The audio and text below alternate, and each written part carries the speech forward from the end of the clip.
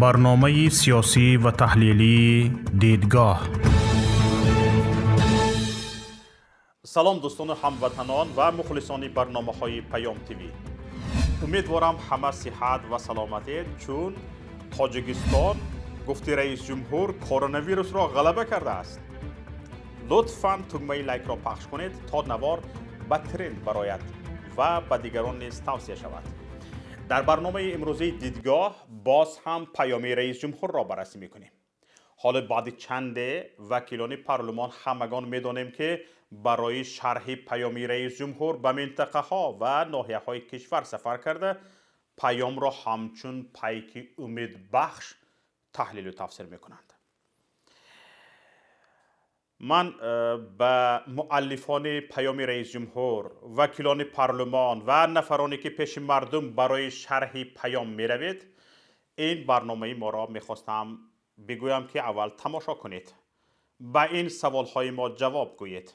می توانید در برنامه های ما با پخش مستقیم برآمده با سوال هایمان جواب گویید. هر نمودی که شما میخواهید ما آماده هستیم. حالا باشد مرحمت کرده ملاحظه های ما را گوش کنید.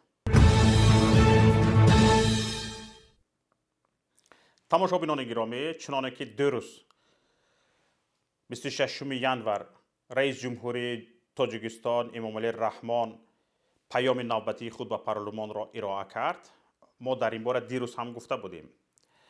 در این پیامش هم او حرف نوی نگفت و بار چندم در 28 سال حکمرانیش کشور را با سال 1991 مقایسه کرد.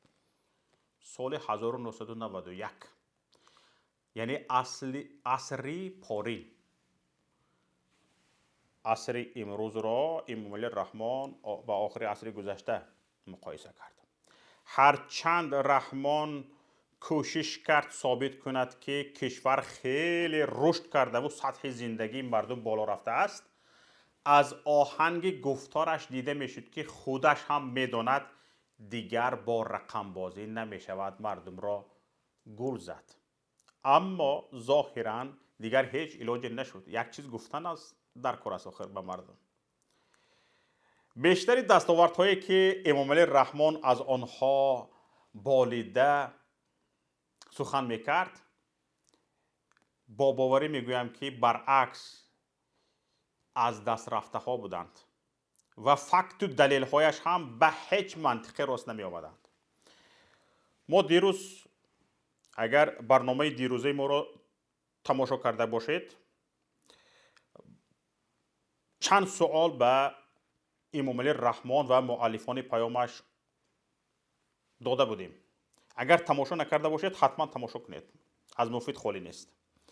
ما منتظر پاسخ هستیم. امروز هم باز چند سوال دیگر را از آنها میپرسیم تا پاسخ گویند و نشان دهند که این پیام رئیس جمهور درست است، رقم ها درستند، گزارش ها درستند و بگویند و نشان دهند که منطق در کجاست. در این دوره زیاده از 2000 مگاوات اقدارهای نو به کار انداخته، حجم استحصال نیروی برق از 17 میلیارد کیلووات ساعتی سال 1991 به 21 میلیارد کیلووات ساعت در سال 2019 افزایش داده شد. تماشابینان گرامی، اگر برنامه دیروزه ما را تماشا کرده باشید، در سوالهای دیروزه از سخنان خود رئیس جمهور اقتباس آورده حساب کرده بودیم که برای این کار 110 میلیارد سومانی طبق قرب زمان مصرف حدود 17 میلیارد دلار مصرف شده است. از یاد نبرارید، 17 میلیارد دلار.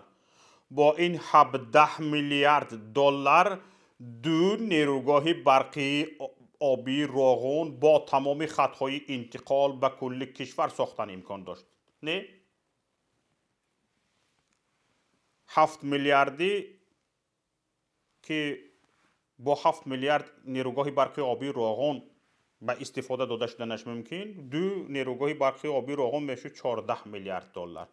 به 3 میلیارد دلار باقی مانده میشد سیمچوب های دیگه، ترانسفورماتور های دیگه و هاکازا همه چیزها به تمام گوشه و کنار کشور میشد تامین کرد. همچنین به کشور چین 2 کان طلا به عوض ساختمان مرکزی گرمایدهی دوشنبه داده شده است.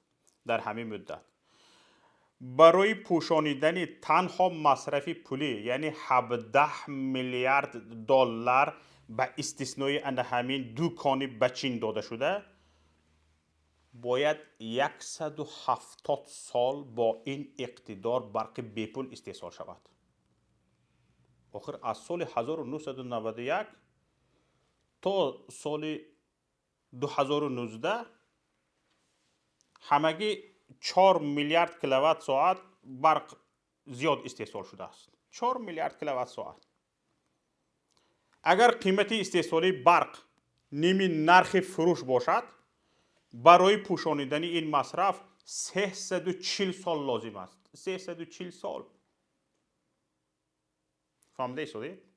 این 17 میلیارد دلار صرف کردن، همگی 4 میلیارد کیلووات ساعت برق زیاد شده است و خلاص.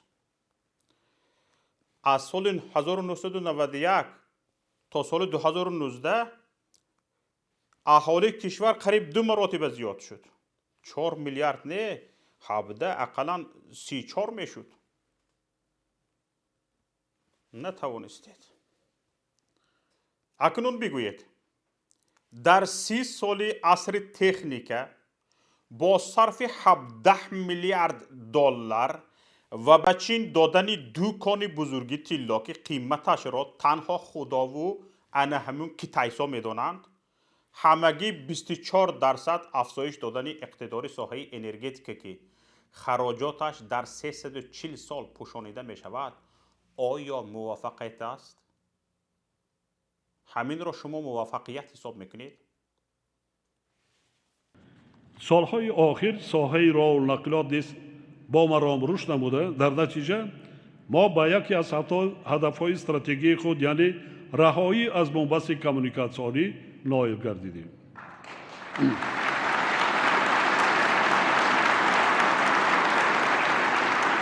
با این مقصد در سالهای صاحب استقلالی در ساحه نقلات کشور 53 لایحه دولتی سرمایه‌گذاری با مبلغ 23 میلیارد سومانی عملی گردیده. بیش از 2200 کیلومتر راههای دارای اهمیت بین المللی بنیاد و به استفاده داده شده‌اند. راههای دارای اهمیت بین المللی داشته. یکی از این راههای دارای اهمیت بین المللی شاهراه دوشنبه چناق است که داماد رئیس جمهور جمال الدین نورعلیف غصب کرده هر سال حدودی 100 میلیون دلار درآمدی صاف میگیرد. چرا باید قرضی از چین، از کشور چین برای این راه گرفته شده را مردم پرداخت کند و بر ضمن آن برای گذشتن از راهی که به خودش تعلق دارد باید به داماد رئیس جمهور پول دهد؟ اگر به نورعلیف تعلق داشتن ایرس و سالانه 100 میلیون دلار درآمد گرفتنش را رد میکنید، سندهای این شرکت و محاسبات آن را لطف کرده نشر کنید. و سخن دیگری رئیس جمهور میگذاریم، گوش کنید. طبق تحلیلات رشد میانه سالانه استحصال محصولات کشاورزی در دوام سالهای 1997 2020 7.3% را تشکیل داده، حجم آن در این دوره 5 برابر افزایش یافته است. اکنون اینجا یک سوال پیدا می شود. برای افزایش استحصال محصولات کشاورزی یکی از 2 شرایط لازم است. باید یا حاصلناکی بیشتر شود و یا زمین کشت. بله؟ طبق خلاصه متخصصان و آمارها حاصلناکی برعکس کمتر شده است. درست است؟ محترم کارمندان اگنتی آمار، خطا نگفته ایستادم؟ پس باید زمین کشت بیشتر شده باشد. نه؟ اکنون گوش کنید. در شرایط کمزمینی و کوهسار بودن تاجیکستان از کدام حساب حجم زمین‌های کارم 5 برابر زیاد کرده شد؟ در سال 2019 از شماره عمومی شهروندان خارجی که به تاجیکستان آمدند 1,260,000 نفرشان سیاحان بودند. یک چیز یافته نوشته‌اند و بیچاره رئیس جمهور قرائت میکند ده. آخر ماه اپریل سال 2019 رهبری کمیته رشد سیاحی نومان عبدالغفارزاده به وکیلان مجلس نمایندگان گزارش داده بود که در 3 ماه اول به کشور 215,000 سیاح خارجی وارد شده اند. دقت دهید. دیرتر اگنتی آمار ناخواسته دروغ کمیته رشد سیاحی نزد حکومت تاجیکستان را فاش کرد. اگنتی گزارش داد که در نیم ساله اول سال 2019 با هدفهای گوناگون 604,000 نفر خارجی با تاجیکستان سفر کردند که 524,008 نفر یا 86.9% از شمار عموم با تاجیکستان با کارهای شخصی آمده اند. با کارهای شخصی. شمار آنهایی که برای سیاحی به تاجیکستان آمده اند همگی 23,007 نفر بوده است که همگی 3.9% شمار عمومی را تشکیل می‌دهد. امام علی رحمان رئیس جمهور میگوید 1,260,000 به تاجیکستان آمده ها را سیاحان تشکیل میدادند. اگر طبق حساب اگنتی آمار همگی 3.9% مهمانان را سیاحان تشکیل میدادند، پس باید به تاجیکستان سال 2019 قریب 32 میلیون خارجی وارد شده باشند. 32 میلیون اگر گپ رئیس جمهور راست باشد. ولی طبق گزارش اگنتی در نیم ساله اول تنها 604,000 نفر خارجی به تاجیکستان آمدند. 65% آنها را شهروندان ازبکستان تشکیل میدادند که بعد بازشوی سرحد به دیدنی خویشاوندانشان آمده بودند. اکنون سوال را گوش کنید. به اگنتی آمار باور کنیم یا به رئیس جمهور؟ اگر 1,260,000 به تاجیکستان آمده ها را سیاحان تشکیل میدادند، پس در عموم به تاجیکستان چقدر خارجی وارد شده بود؟ به این سوال حتما امیدواریم جواب میگوید. حالا سخن دیگری رئیس جمهور را میشنویم.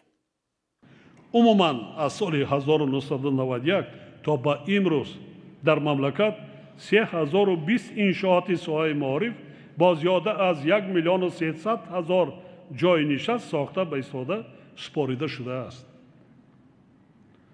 اکنون اینجا سوال ما این است که از این 3,020 انشاءات چند تای آن مکتب نو است و از طرف کیها ساخته شده است؟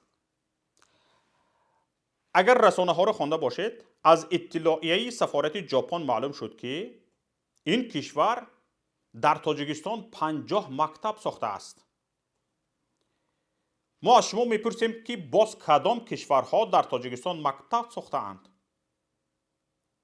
سهم حکومت امام علی رحمان در بنیاد انشاءات معارف چند فایز است؟ صاحب کاران چقدر مکتب ساخته اند؟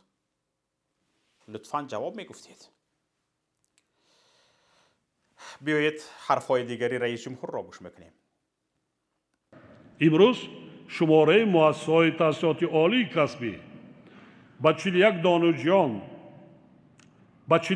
دانشجویان به 245,000 و با علاوه دانشجویانی که در خارج کشور تحصیل میکنند به 285,000 نفر رسیده است. انا گپو من گپ.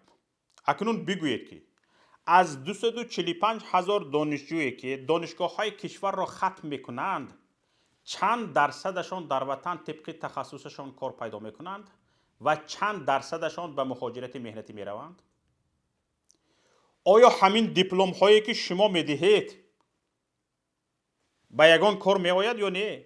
از همین 245,000 چند نفرشان با همین دیپلمشان کار مییابند با همین تخصصشون. حالا در خارج کشور زیاده از 40,000 نفر دانشجو ماگستر و اسپیرانت های ما به تعلیم فرا گرفته شدند.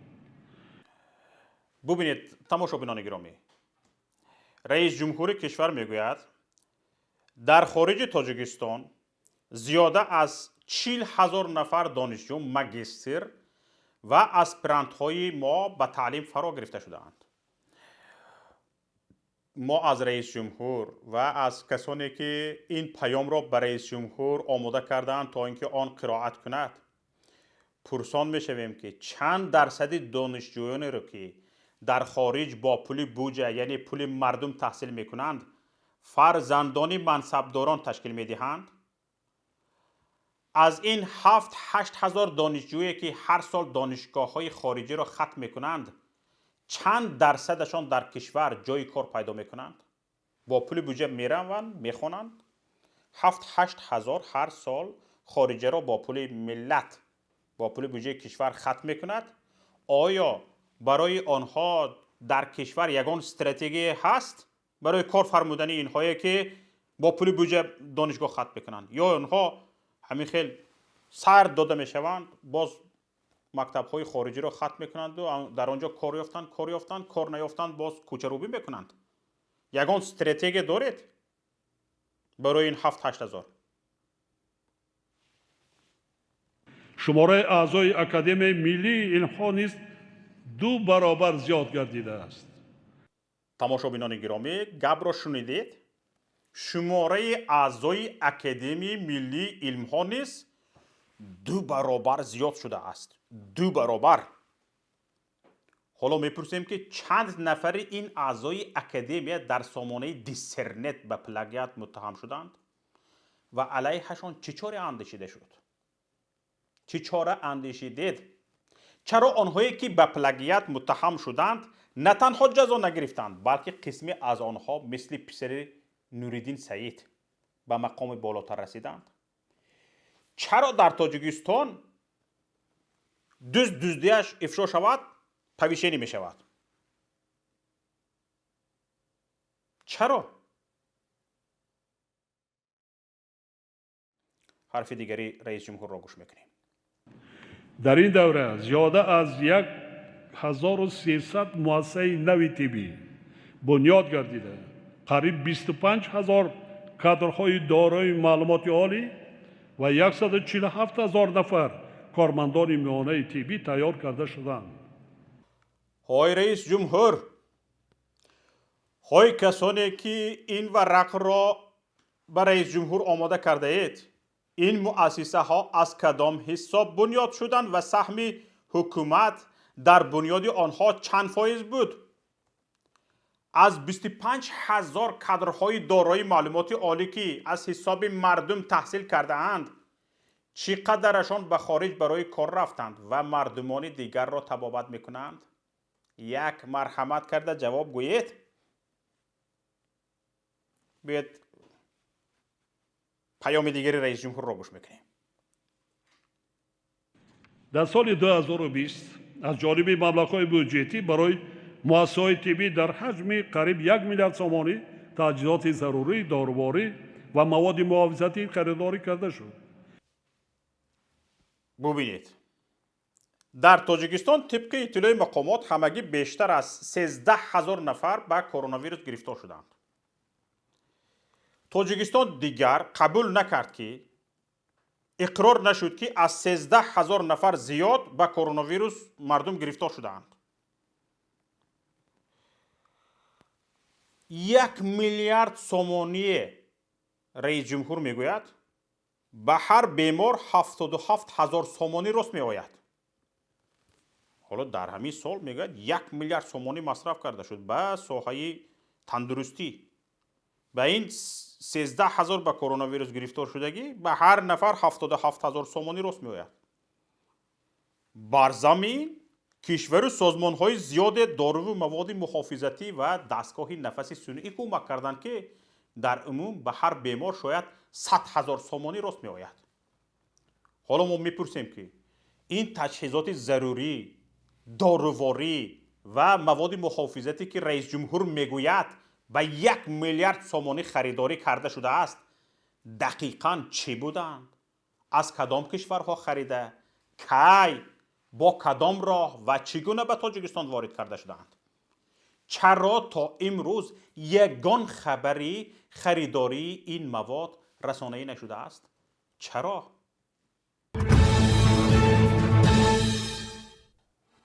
تماشابینان گرامی، برنامه امروزه دیدگاه به آخر رسید. ما به کمک شما تماشابینان گرامی نیاز داریم. برای آگاهی و آبادی ملت کوشش میکنیم و این همه را میآموزیم و برنامه میکنیم تا هموطنان عزیز فهمند و درک کنند که ملت را کیها به بازی گرفتند و در گوش مردم اگرا آویزان میکنند. کمک شما دوستان تنها این است که نوار را به دوستانتان فرستید. اگر از فرستادن هراس دارید، هیچ نه، تگمه لایک را پخش کنید.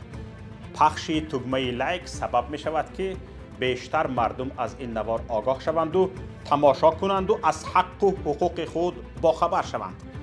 حتما به کانال ما آبونه شوید. با پیام تیوی آبونه شدن شما تعداد نفرانی را که از حقیقت آگاهی می‌یابند زیاد می‌کند. بدانید که تنها نفرانی آگاه و بیدار می‌توانند برای خود زندگی شایسته و ارزنده را بسازند. تا برنامه‌های دیگر، الله نگهبانتان.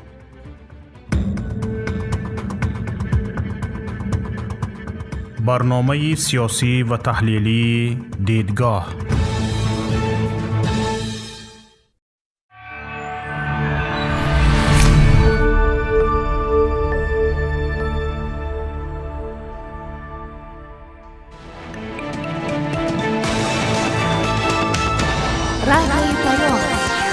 در فضای سیاست صدای جدید.